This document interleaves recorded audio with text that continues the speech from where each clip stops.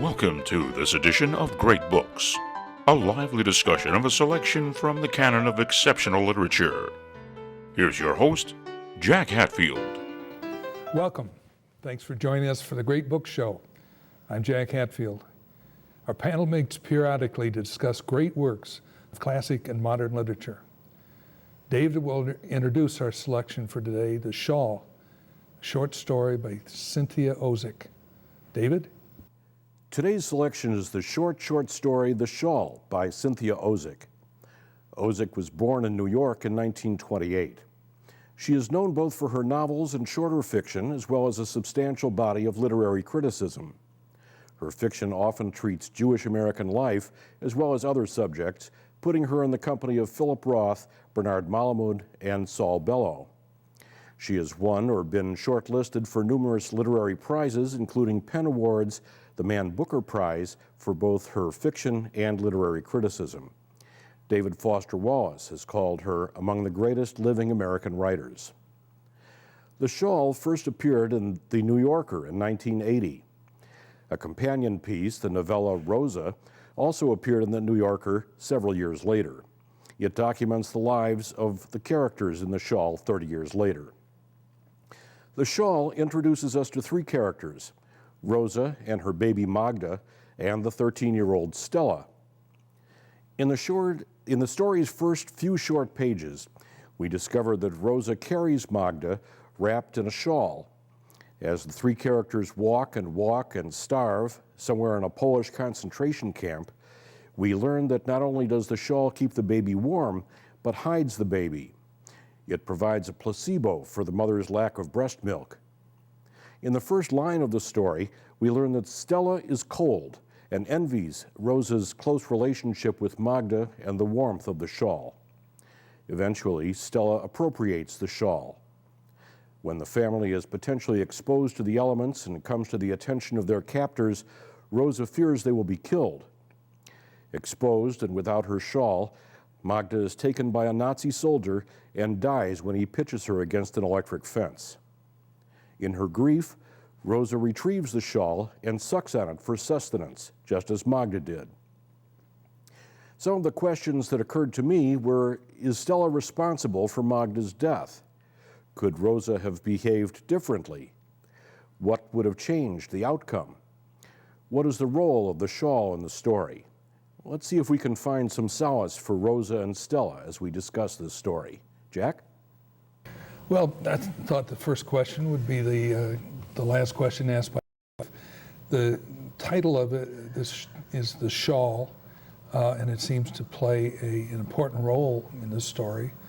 What is the significance of the shawl, the magic shawl, as it's mentioned one time? Well, I think it's temporarily the only safe place in the story. And it's only safe for the baby. And I think that's it. But there is no other safe place for anyone in the story, for Stella or for Rosa. Stella doesn't seem to be in danger. Pardon me? Stella doesn't seem to be in danger the way that Rosa is. No, but Stella doesn't have a safe place. It doesn't have to be the shawl. Mm-hmm. Rosa doesn't have a safe place. You get that with the idea of the march, the cold, the lack of food, the lack of water.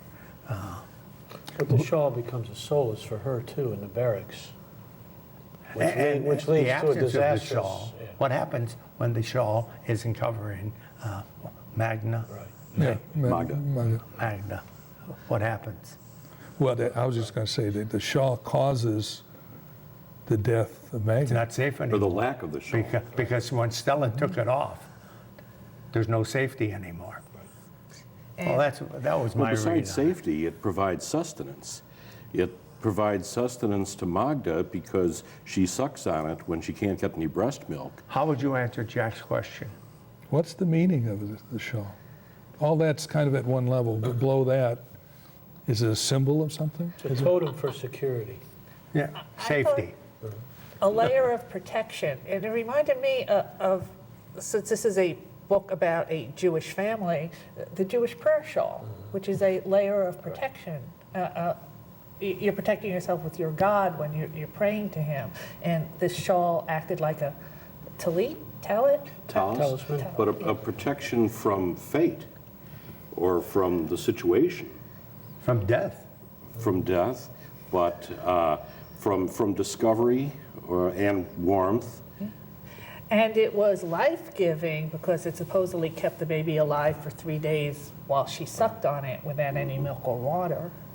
But early on, Rosa makes a comment that Magda's going to die. I mean, Yes. she knew That Magda would because die. of the circumstances of where they were. And you didn't need a picture of a concentration camp to understand what was going on inside that milieu that they had to live in. Because the baby was starving, its stomach was already distended, Filled with air, she says. filled with air. Yeah.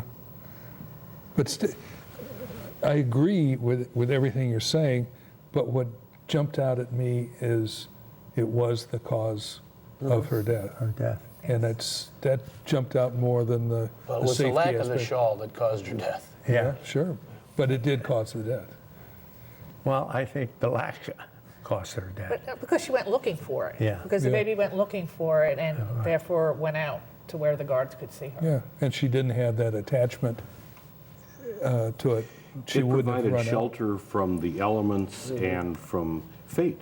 On a literal level, it provided shelter from the wind and the cold, but it also provided a cover for the baby because the guards didn't know the baby existed, I guess. Right. Yeah. Yeah. This is not about the question, but I think that the author did such a magnificent job. In so few words. And so few words conveying what the Holocaust was about in 5 pages. I thought it was brilliant. Should be required reading in all the high schools. I know I wondered about when do children learn about the Holocaust in our education system? If they do. If Yes, they do. Yeah. This is anthologized pretty frequently. Pardon me? This is anthologized and taught in schools pretty frequently, I think. One of the things that I got out of it was both Stella and Rosa's need for survival, self-survival. Stella never gave any food to the baby. Correct. Okay. Why did the Magna die? No shawl. Who had the shawl? Stella, because she was cold. Okay.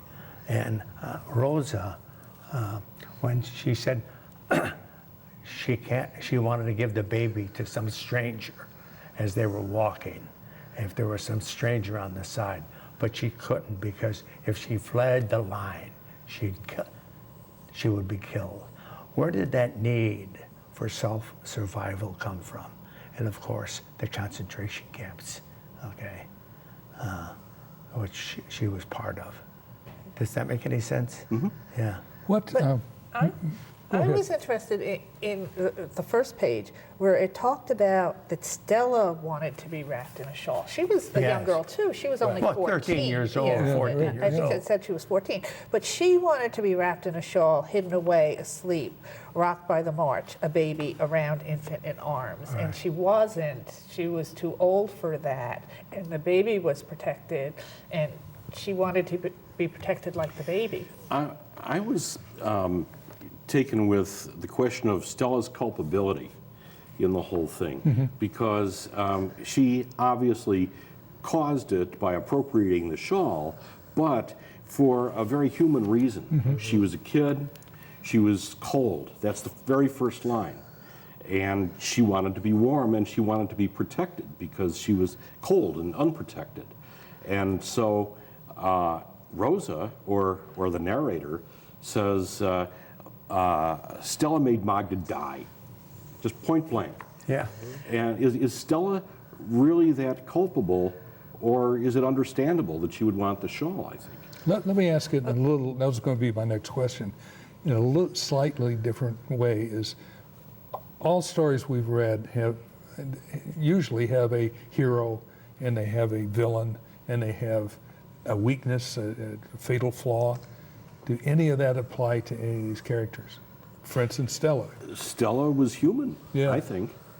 She wasn't guilty, just like any 13, 14-year-old girl. She'd Right. say, I'm starving, I'm cold, I'm out here alone, I need some loving.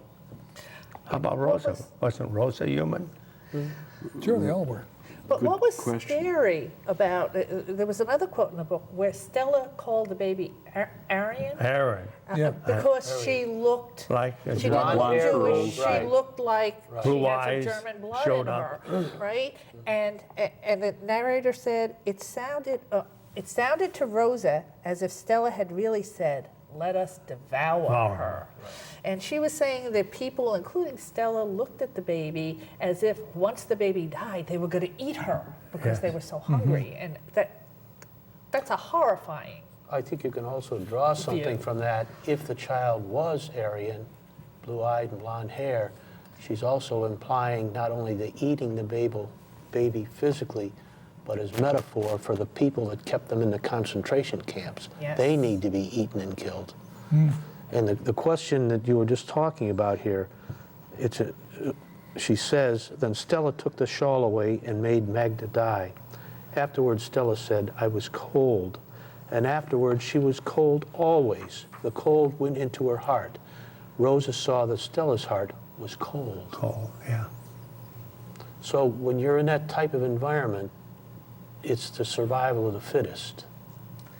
And so can you hold someone culpable for trying to maintain their life? Well, think about Rosa thinking about Stella eating the baby. That's about survival. Right. Where did she get that from? And it had to Desperation. be the experience of the concentration camp. Yeah, she was probably so hungry herself that she just. Yeah, So she gave her She's food stuck on the to... shelf. Yeah. It said that Rosa was at a point where she didn't feel hunger, she felt light. Yeah. And, they talk about being filled with air and rising into the air, and this was happening to Rosa and to Magda as they were starving, and they were getting physically lighter because they weren't weighing as much. And it ends with the baby flying through the air like a butterfly or a moth, right? And Going back a little bit, I interpreted the blue-eyed, blonde sort of thing as she was probably raped by Yes. by the guards. Yeah. So, yeah. Okay. But it was still her baby that Yes, she was right. protecting. Yeah, yeah. And that's interesting, too, because if she was raped and that was where the baby came from, she still had a sense of motherhood and ownership. Yeah. And if other people were looking at the baby like a devil, I mean, to Rosa, it was like a floating angel. Some of these words that describe people, like, for instance, the baby, the face, very round, a pocket mirror of the face. And I didn't quite Is understand that it. implying a reflection of who that person is? It's not a real person. Well, I don't know. That's what I was going to ask. What does that really mean? If it's a mirror, it's a reflection of herself, and so she's addressing herself when she talks to or cares for the baby. Or kind of a universal baby, a generic type baby, one that's Young life. Young life, right? Yeah. And then later, it's one mite of a tooth tip sticking up in the bottom gum.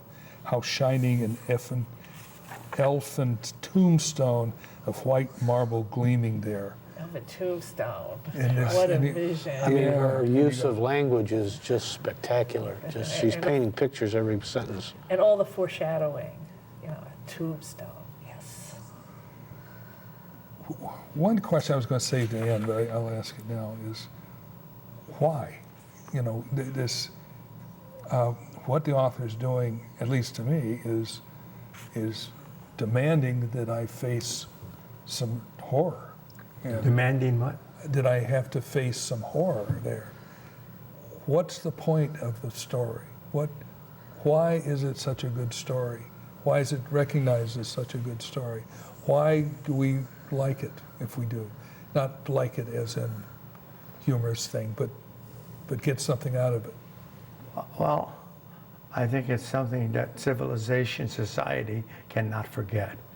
I had the opportunity in 1953, I was in Germany with the Army Education Program, and I went to Dachau. I did too. You Not did? that year, but I. And you remember those gas ovens? Yes. Okay, I mean, they thought they were the Jewish people thought they were taking showers, okay? And there's a statue there, and in German it says, "Least we forget," okay? So I think that's part of this story. The author doesn't want us to forget. But she's done it so economically with the language. Unbelievable. There's no fluff here. She's cut to the bone with this story. By the This way, I is have really- another little story off the side. My brother, my older brother, was the general. Well, he was a captain or major during the war, but his company was one of the first troops to liberate concentration camp. The boss of the concentration camp was blind. My brother took a great deal of satisfaction of breaking his cane. Okay. Breaking his cane in several pieces. Okay. And I'm not exaggerating. It took my brother maybe 20 to 25 years to recognize that all German people weren't Nazis, because he came home with a mindset about Germans that was unbelievable. Anyhow, it's a little side story. Well, I think Rosa formed that mindset. Yeah, she did. How do you know? From the story. She says, just Well, looking she for took that. advantage of the shawl for her sustenance because there was nothing else, and Well, she could still taste the baby's drool. yeah. But she was thinking that the other people, if she got the baby to someone else, they might take the baby and raise the baby. But she was afraid the soldiers would shoot her before she got right, there, right. because she didn't have time to explain to anybody she dropped the baby with anyway, please save my baby, and she was afraid they might drop the baby. I think we've maybe I misunderstood, but I think Rosa bears some culpability too, because when she retrieved the shawl, she waved it like a flag and attracted attention to herself. And so that left the baby more bereft than she was. I did read it that It was way. to get the baby's Right. Attention was a lure. Come back, yeah. She was just happy. And when the baby was being carried away on the shoulder of the German soldier, she was reaching out her hands towards the shawl, so She she wanted the saw baby to come back, comfort. yeah. And if the baby could have come back on her own, she would have come back towards the shawl. I think she was taking her life in her hands by Yes. that gesture. Right, yes. Well, she couldn't run out there because it shot her dead. Right. One of the things that we were just talking about here, this kind of rang with me. Rosa says, they were in a place without pity. All pity was annihilated in Rosa. She looked at Stella's bones without pity. She was sure that Stella was waiting for Magda to die so that she could put her teeth in her little thighs. Yeah. So, I mean, they're in a place without pity. They're in a place without any feeling other than a feeling, I think, to survive, just to exist. They said the baby had never seen anybody laugh. However, the baby did laugh when the wind picked up the edge of the shawl, and the narrator was wondering, where did this come from? Where did the baby learn to laugh? Because nobody there laughs. I think there's a supernatural element in there about the protection of the shawl and the laughter that came from nowhere. The baby suddenly spoke right before it died. Mama, she finally cried out. And I the don't think mother it's was so supernatural. happy. The mother was so happy that the baby wasn't mute, even though the fact that the baby was making noise meant that the baby was going to die. She was still happy that her baby could talk. That is Well, her first so word, too. sad. It was Ma. Yeah, right. Yeah. And then she heard the humming of the electric fence, and it Yes, sounded like right. ma, ma. Yeah. Yeah, her description of electric fence It's horrifying. If you didn't see one in your life, and I have seen them, that is as good a description as you're going to get for anybody that's never actually seen one. What was horrifying was the seconds that it took Right. that German soldier. I kept on walking. One thing I found very interesting in the description of the German soldier was very, very vague. I was looking for exactly Just the helmet. Just It was just the helmet, right? And the blackness But the of helmet the said a boots. lot. Right. Yeah, Right. and The it black was, helmet and the black boots. Yeah. but left out any reference to a human, really. Yeah. So, You know, when it said she was riding on his shoulder, I said, oh, this isn't going to be so bad. And, you know, to put a baby up on your shoulder so you could walk over to the fence and throw it. Fling it. And then, you know, they're talking about this fence, but right in there they talk about how beautiful it is on the other side of the fence. Right. Right? And She's they setting talk up a about- juxtaposition between the beauty tremendously. and the yeah. murder. And that's, it's amazing the use of language in here and how economical it is, and still has the ability to communicate such a horrendous series of acts. Unbelievable. And this is, what you're looking at here is a picture of 3 people in a given place, in a given time, 4 with the shawl. Four. 3 people, 4 with the shawl. No, 4 with the guard. Oh, with the guard. Well, I'm All right. excluding the guard, because the guard, I'm talking about 3 people trying to survive. Oh. And they are a microcosm of thousands of people going Millions. through this every single day. Yeah. Yeah. Let me read what it said about the summer. The sun heat murmured of another life, of butterflies in summer. The light was placid, mellow. On the other side of the steel fence, far away, there were green meadows speckled with dandelions and deep cover violets. And beyond them, even further, innocent tiger lilies lifting their orange bonnets. But then What's the question? it's not a comment. question.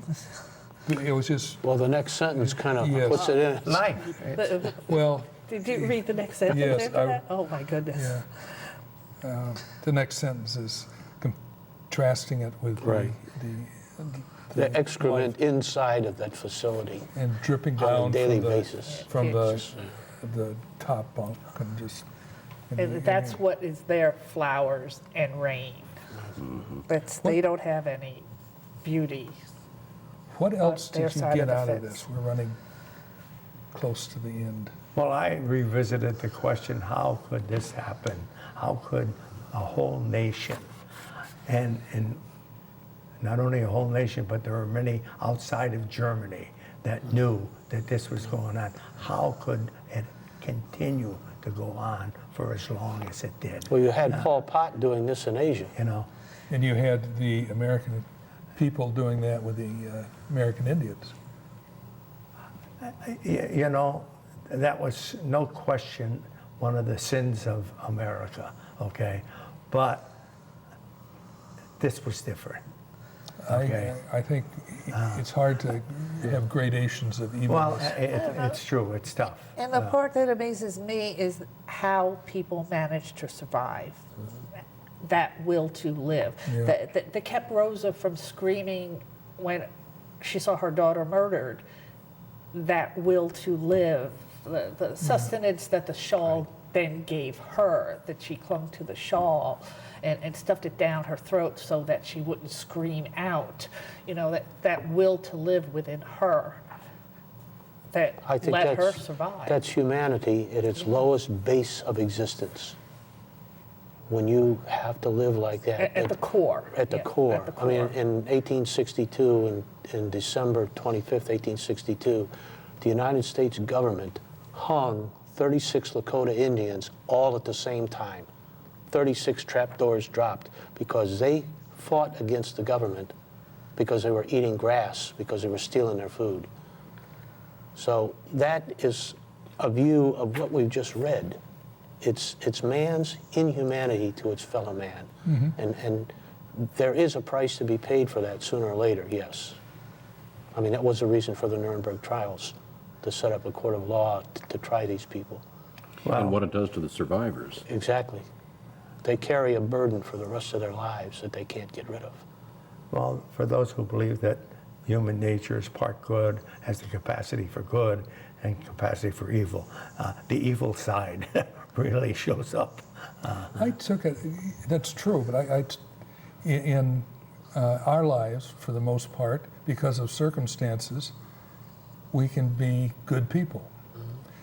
And their lives, both the guards and the inmates, they had completely different circumstances.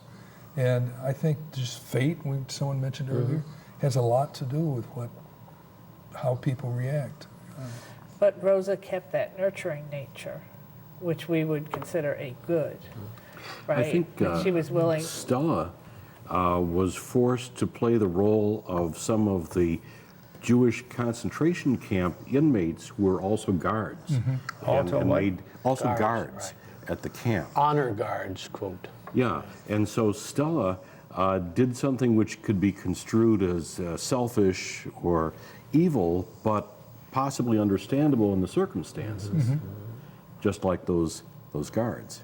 But in this story, there's no hope in this story, is there?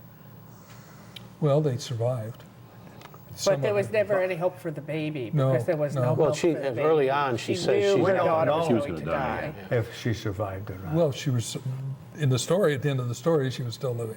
That's what. Oh, yes, yeah, okay. Okay. Yeah. Okay. So if you lose hope, then what?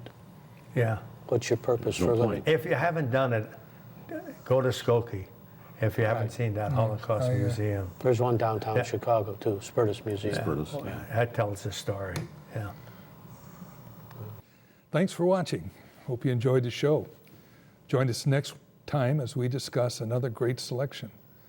As Aristotle said, the best way to learn is to get together in small groups and discuss great ideas.